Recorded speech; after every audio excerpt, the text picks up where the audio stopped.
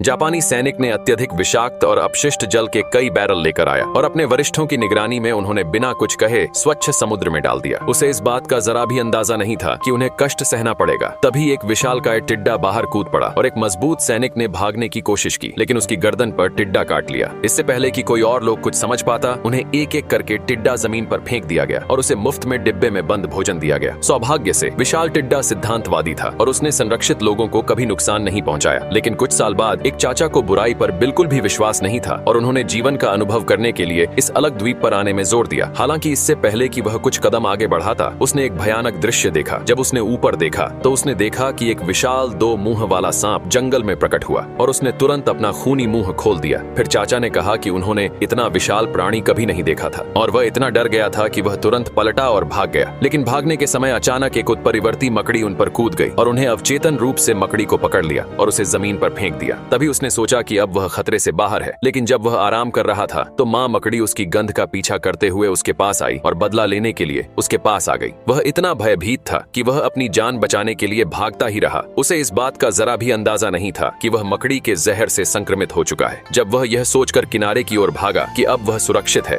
तो उसके शरीर में मौजूद विष ने अचानक अपना असर दिखाना शुरू कर दिया। वह अपने डर को कम करने के लिए सिगरेट पीना चाहता था, लेकिन विष तेजी से उसके पूरे शरीर में फैल गया था, जिससे वह शक्तिहीन होकर जमीन पर गिर पड़ा। और इसी समय एक विशालकाय सेंटीपीड उसके सामने प्रकट हुआ। इस समय चाचा ने प्रतिरोध करने की क्षमता पूरी तरह खो दी थी और अंत में वह केवल इतना ही कर सकता था कि कनखजूरे को उसे घसीट कर ले जाने दे और आधी रात के नाश्ते के रूप में उसे कनखजूरे द्वारा खा लिया जाए।